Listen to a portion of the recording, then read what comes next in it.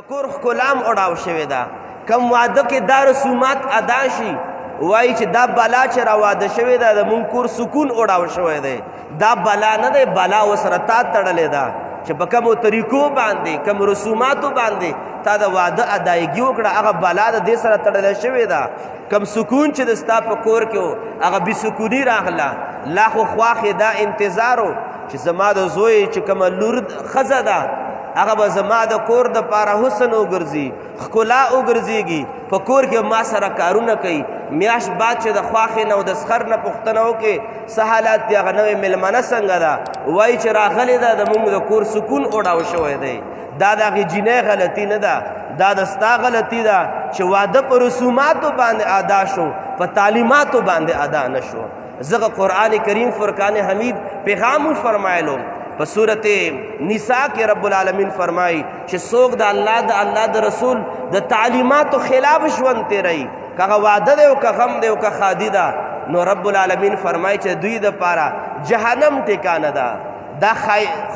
دغه حسن په رسوماتو کې د شیطان طرف نه راغلی او په تعلیماتو کې د رحمان طرف نه راغلی دی. نو نتیجه به یې څه وي؟ شیطان تا په لار کې پرېږدي، رحمان ته پیدا کړی اوله ورځ باندې هم د ستا حفاظت کوي، قیامت په ورځ هم د ستا حفاظت کوي، په جنت کې هم د ستا حفاظت کوي. د دې د وجې نه حاضرینو رب ذوالجلال د موږ ستاسو د ژوند ټول چې څومره د ژوند موږ سره ملګري څیزونه دي رب العالمین د رسوماتو نه موږ وساتي او په تعلیماتو باندې د موږ ستاسو عمل نصیب فرمایي. په آخر کې حدیث باندې اختتام عرض کول غواړم. حضور نبی کریم صلی الله علیه وسلم ارشاد فرمایي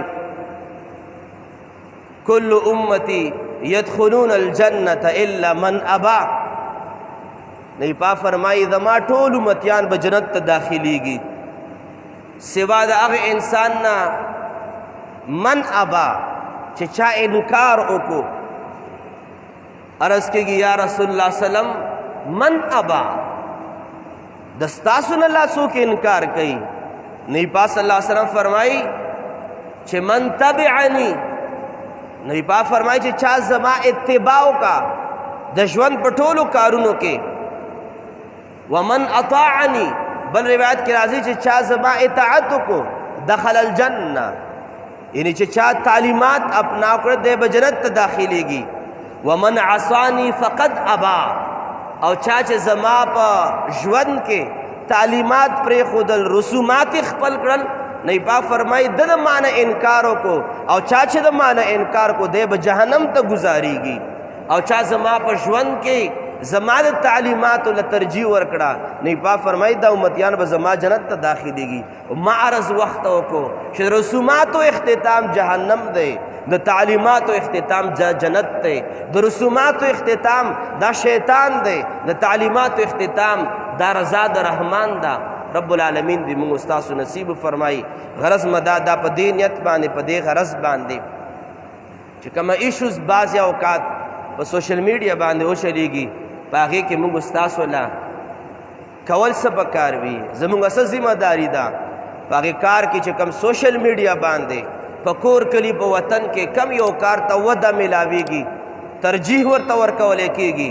ته به د هغې په پټو سترګو تقلید نه کې، دا کار به را اخلې. قرآن کریم فرقان حمید اصول ښودلی دي چې کله هم تاسو د یو خبرې باره کې تاسو نه پوهېږئ، تاسو الله کتاب ته او د رسول پاک سنتو ته وړاندې کا چې الله پاک کتاب او نبی پاک سنت د دغه کار په باره کې څه وایي. که حلال وایي په پټو سترګو یې خپل کا، که حرام او ناروا او مکروه ورته وایي،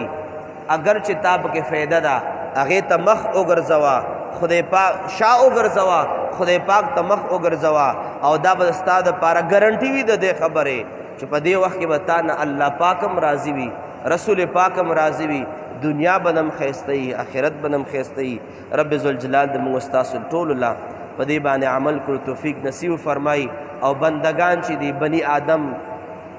ګناهګار ضرور دي، خطاکار ضرور دي، او زمونږ د ټولې مجمع تېرې شوی ژوند چې وګورو ضرور به موږ ستاسو نه ډېر ګناهونه،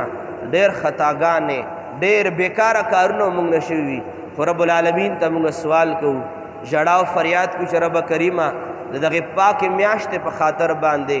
چې ذیقعده شریفه ده او دغه پاک ورځ په خاطر چې جمعه شریفه ده رب العالمین د موږ استاسو تیر ټول ګناهونه معاف فرمایي واخر دعوانا ان الحمد لله رب العالمین آمین یا رب العالمین والعاقبة للمتقین والصلاة والسلام على أشرف الأنبياء والمرسلين وعلى آله وأصحابه وذرياته وأهل بيته أجمعين رب كريما دستا و دستا د حبیب صلی الله علیه وسلم په تعلیماتو کې د دنیا او د آخرت کامیابی او نجات ته رب کریما دستا و دستا د حبیب په لار باندې موږ روان کې رب کریما رسوماتو کې تباہی ده د دنیا د ټولو رسوماتو نه موږ په امن او امان کې وساتې رب کریما په دغه دوه درې خبرو باندې اول ما بندې ناچیز لا عمل کو توفیق نصیب فرمائے بیا حاضر جمع ټولو ته عمل کولو توفیق نصیب فرمائے ډیر خلکو دعاګانو التجا کړ د رب کریما سو بیماران دي صحت ولا ورکې څوک قرضداري قرضونو نه اخلاص کې څوک بې کوره دي کورونه ولا ورکې څوک بې اتفاق او اتحاد ولا ورکې څوک بې اولاد صالح نیک عمل اولاد ولا ورکې د چا کورونه نه دي آباد رب کریمه کورونه آباد کې مان او دستانه چا دعاګانې وغوښتي رب کریمه د ټولو نیک حاجتونه پوره فرمای رب کریمه مبارکه میاشت د حج میاشتې شروع شه رب کریمه په اخلاص باندې دعا وکړه رب کریمه خپل کور دوباره آباد کې رب کریمه د محبوب کریم کور دوباره آباد کې رب کریم خپل کور د طواف او د عمره او د حج د پاره دوباره آباد کې رب کریم د خپل محبوب کریم روضه د سلامونو د پاره او د صلوات سلام د پاره دوباره آباد کې رب کریم موږ په ژوند کې د حج او د عمره سعادتونه نصیب کې دغه مبارک او شپو او د ورځو خیرونه او برکتونه زموږ نصیب فرماید او خپل مشران ته دعا وکړه رب کریمه مبارک شپې ورځې څومره حقداران زموږ وفات شوي دي موږ صاحب مبارک رحمت الله علیه سره د ټولو پاکو مشایخو یا الله پاک مغفرت نصیب فرمای د چا والدین وفات شوي سره زما د والدې صاحبې د ټولو مغفرت نصیب فرمای رب کریمه نږدې ورځو کې او لرو ورځو کې د چا حقداران وفات شوي دي د ټولو مغفرت نصیب فرمای موږ له په ژوند کې سکون راکې په قبر کې نور راکې آخرت کې خپل رضا او د حبیب کبریا صلی الله علیه وسلم شفاعت زموږ نصیب فرمائے وصلی اللہ تعالی علی خیر خلقه محمد و آلہ و اصحابہ اجمعین برحمتک یا ارحم الراحمین.